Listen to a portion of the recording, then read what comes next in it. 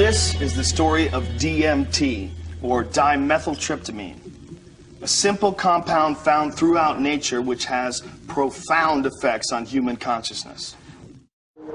And then you were there. I would get a warm, full feeling, a golden feeling in my chest before it went to my head.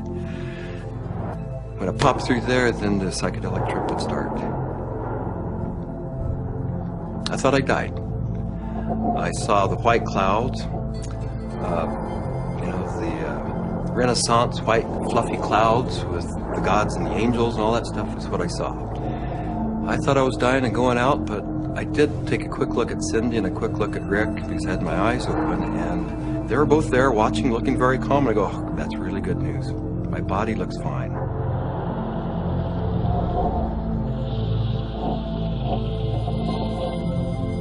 So I didn't know whether it was my birth I was re-experiencing, my death which was yet to come, because I know that time crumbles. The linearity of time is totally meaningless in these states. You are at the Godhead, the point where all time folds in on it.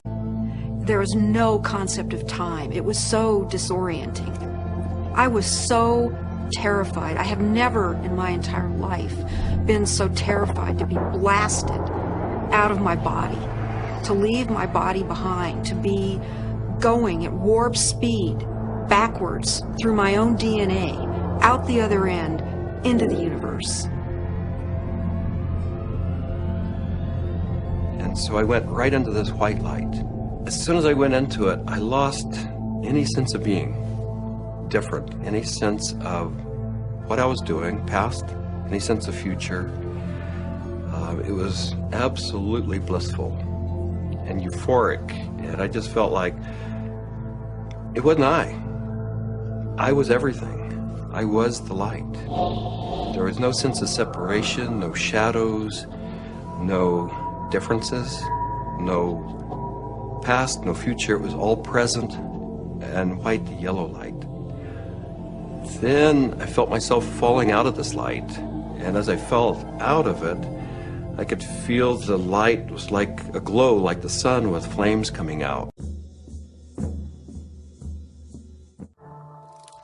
I ask that you suspend any opinions, either negative or positive, about these compounds. Whatever you believe their value to be, they continue to have profound effects wherever we find their use, whether it's contemporary Western culture or in the Amazon rainforest.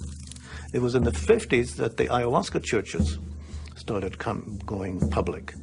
You know, that there was a kind of a transition from the indigenous Indians in South America to the mestizo people in the cities, and then these churches, you know, the Santo Daime Church and then the UDV Church a little later, started doing ceremonies that would made the ayahuasca accessible not just to Indians, but to urban people in the big cities in Brazil, who are as far from the shamans as we are.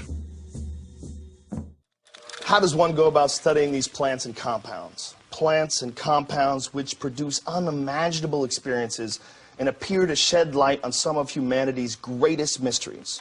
In order to answer that question, Dr. Strassman conducted the first human psychedelic research in a generation.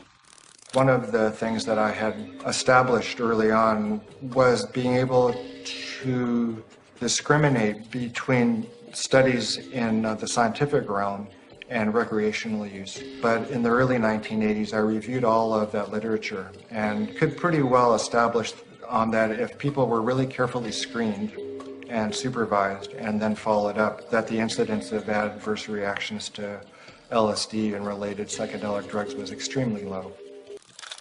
It started seeming to me that what was happening with DMT, particularly with respect to some of these reports of entering parallel or alternate or freestanding parallel sorts of realms of existences, that indeed was what their consciousness was doing. It's handy. With DMT, there are no words. I would try to wrap mathematical vocabulary around the experience afterwards. I specialized in the metaphor of vibration and how vibrations in fluids created form in fluid, and that would be the key to the relationship between the spiritual realm. Until I got to the space where I realized that I was in the area where souls await rebirth. And I was there, and I had been there so many times before. I recognized it, and this incredible transcendent peace came over me. I have never in my life ever felt such peace. Everything was stripped away. Every hope, every fear, every attachment to the material world was completely stripped out of me. I was free to just be the essence of a soul. The curiosity, perhaps the uniqueness of the human creature, is that we live in both realms. We have the ability for spiritual experience, and we have the ability for physical experience. The agenda of the spirit world, if there is an agenda, is to allow us to experience our full potential and to deliver our full potential. And maybe the choices that we are making right now as a civilization and a society rebound far beyond ourselves. And I think DMT is a forcible reminder that there's a lot more about reality, the universe, ourselves, the biosphere, whatever, that there's a lot more to it than we imagine.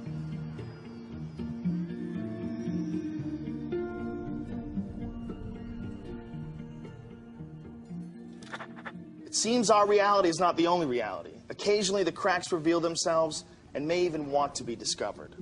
As humans, we are creatures that thirst for knowledge. We spend time, money, and infinite energy searching for it, in schools, in churches, in business, and in technology. Knowledge is power, and thus our greatest quest. Dimethyltryptamine, a molecule with a complex name and the simplest ability to unlock the door to another dimension. And perhaps, just perhaps, our future.